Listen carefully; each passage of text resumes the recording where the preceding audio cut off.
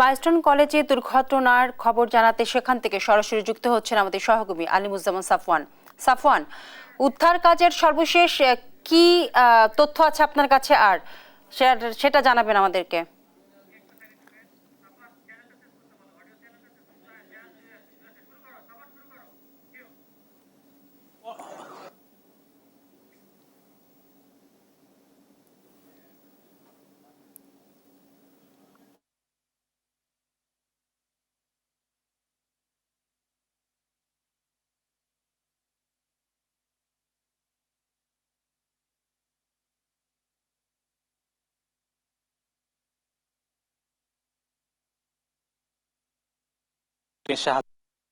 ভেতরে থাকা যে বিমানটি বিধ্বস্ত হয়েছে F7 যুদ্ধ বিমান সেটি আসলে উদ্ধার করার জন্য, এবং উদ্ধার আসলে নয়, সেটি আসলে যেহেতু ধ্বংস হয়ে গিয়েছে, বিধ্বস্ত বিমানের যে ধ্বংসাবশেষগুলো রয়েছে সেগুলো কিন্তু নিয়ে যাওয়ার জন্য একটি ক্রেন ব্যবহার করেছে বাংলাদেশ বিমান বাহিনী সহ এখানকার অন্যান্য যারা বাহিনী রয়েছে তাদেরকে সহযোগিতা করেছে বাংলাদেশ সেনাবাহিনী, বাংলাদেশ নৌবাহিনী, ফায়ার সার্ভিস সহ অন্যান্য বাহিনীরা। এবং উদ্ধার কার্যক্রম যেটি সকাল থেকেই চলছিল, অর্থাৎ ভেতরে যারা আহত ছিলেন বা নিহত অবস্থায় ছিলেন তাদেরকে বের করে আনার যে কার্যক্রম সেটি কিন্তু সন্ধ্যার কিছু পরেই শেষ হয়ে যায়, এবং এরপরেই কিন্তু শুরু হয় যে বিমানটি বিধ্বস্ত যে বিমান সেটি উদ্ধার কার্যক্রম। এবং আমরা দেখতে পেয়েছি যে বেশ কয়েকটি বড় বড় ট্রাকে করে বিমানের যে ধ্বংসাবশেষ সেটি কিন্তু এখান থেকে নিয়ে যাওয়া হয়েছে। এবং আপনারা জানেন ইতিমধ্যে যে বিমান বাহিনীর পক্ষ থেকেও কিন্তু বলা হয়েছে যে উচ্চ পর্যায়ের একটি তদন্ত কমিটি ইতিমধ্যে কিন্তু গঠন করেছে বাংলাদেশ বিমান বাহিনী, এবং তারা কিন্তু এই ঘটনা অনুসন্ধান করবেন যে কি কারণে।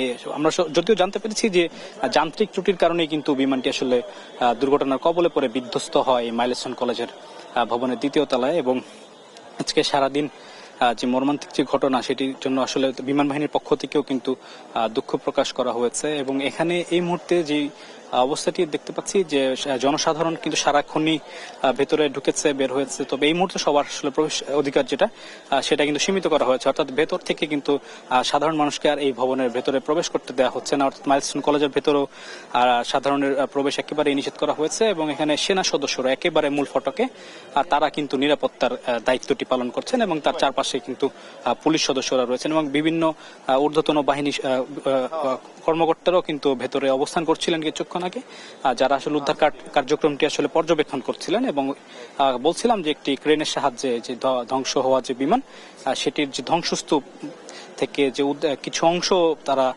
ট্রাকে করে নিয়ে গেছে, এবং বেশ কয়েকটি ট্রাকেই কিন্তু সেই ধ্বংসস্তূপের অংশগুলো রাখা হয়েছে, এবং সেগুলো কিন্তু তারা ক্রেনটি যদিও বেরিয়ে গেছে কিন্তু অন্য যেই ট্রাকগুলো রয়েছে সেগুলো কিন্তু এখনো আসলে ভেতরে রয়েছে। তো কিছুক্ষণের মধ্যেই হয়তো সেই ট্রাকগুলো বের করে নিয়ে যাওয়া হবে, এবং উত্তরা মাইলস্টোন যে কলেজে আসলে যে ঘটনাস্থল সেখান থেকে বাইরে যে রাস্তা সব জায়গায় আসলে সবার প্রবেশ অধিকার আসলে সীমিত করা হয়েছে। তো আমার কাছে উত্তরা মাইলস্টোন কলেজ থেকে উদ্ধার কার্যক্রমের এই ছিল সর্বশেষ খবর।